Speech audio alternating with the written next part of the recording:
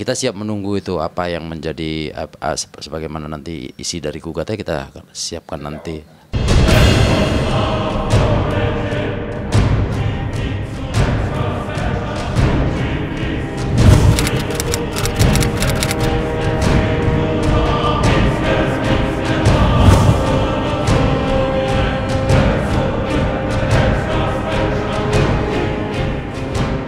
Masalah rumah tangga yang tak kalah peliknya juga dihadapi komedian Bopak Castello. Setelah pernikahannya dengan Putri Mayansari terkuak, kini Bopak harus menghadapi sekelumit masalah yang tak berkesudahan. Gugatan cerai yang telah dilayangkan Bopak di Pengadilan Agama Jakarta Timur bukan satu-satunya perkara. Ada soal hak asuh anak yang kini juga diinginkan sang komedian. Permohonan yang kami daftarkan di Pengadilan Agama Jakarta Timur ini dua hal. Satu adalah cerai. Dua, hak asuh terhadap anak. Terhadap hak asuh anak ini, meskipun undang-undang menentukan bahwa anak 12 tahun ke bawah itu ikut ibunya, ya, tetapi tidak menutup kemungkinan bisa untuk mengikuti kepada ayah. Alhamdulillah Bapak kan tadi datang. Bapak datang udah menyelesaikan secara hukumnya, nanti semuanya nanti Bapak yang inilah. Karena Bapak udah nyerahin sama Bapak kan. Permintaan Bopak ini tampaknya tak akan terpenuhi begitu saja. Pihak Putri juga punya tuntutan terkait pertanggungjawaban Bopak selama 2,5 tahun terakhir. Bopak disebut tak pernah memberi nafkah sebagai suami sekaligus ayah dari putra sematawayangnya. Akibat daripada tuntutan Putri, pertanggungjawaban atas kelalaiannya selama 2,5 tahun terhadap Putri selaku istri dan juga kepada anaknya. Jadi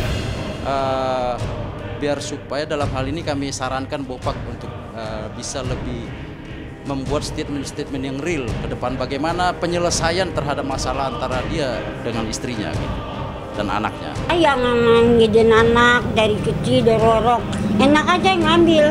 Kan saya yang ngedein dari capek, bilagang nasi siang malam. Persoalan rumah tangga pasangan ini mencuatkan sejumlah teka-teki. Bopak yang disebut Putri tak pernah menemui juga memberi nafkah sebagai seorang suami, kini justru meminta hak asuh anak jatuh di tangannya.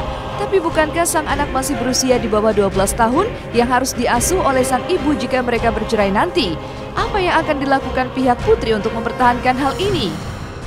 Di beberapa statement kan mengatakan bahwa kalau anak itu diserahkan kepada Bopak, dia akan bertanggung jawab sepenuhnya. Itu kan katanya si Bopak. Kalau kata undang-undang bahwa anak itu harus tetap dalam pengasuhan ibunya.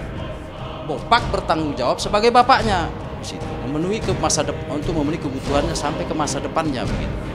Itu yang sebenarnya yang mengerti hukum. Bukan seperti statementnya itu kalau diserahkan kepada dia baru dia bertanggung jawab. Itu namanya merampas hak orang. Hak pengasuhan anak ini nanti dikabulkan, jatuh ke tangan Bopak, maka Bopak tetap akan mengizinkan ibunya setiap saat, setiap waktu, kapanpun untuk bertemu dan menengok anak tersebut. Demikian juga apabila sebaliknya, ternyata pengadilan menentukan bahwa hak pengasuhan ada pada ibunya, maka Bopak minta agar dibukakan akses seluas-luasnya.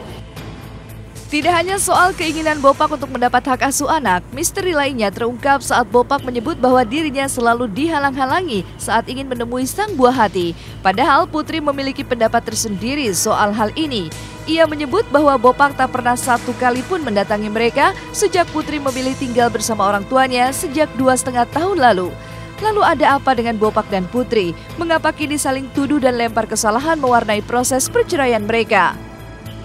Bang, tapi dari Bang Bopak ada keinginan untuk melihat anak Bang ke rumah, Bang? Gue pengen banget, tapi kan dihalang-halangin. Iya, aku datang ke rumah jenguk anaknya juga nggak pernah. Saya nggak dinafkahkan, nggak apa-apa deh. Asal ingat anaknya lah. Saya nggak menuntut apa-apa. Anak memang tak sepatutnya menjadi perdebatan saat perpisahan kedua orang tua tak terhindarkan lagi. Apapun itu, anak selalu menjadi korban dalam perceraian ibu dan bapaknya. Lantas, apa kata psikolog melihat permasalahan rumah tangga yang kerap mengkaitkan anak dalam persoalan mereka? tidak disarankan apabila seorang ayah dipisahkan dengan anaknya karena memang tidak ada yang namanya ada mantan istri tapi nggak ada mantan anak, dan itu adalah memutuskan tali silaturahmi.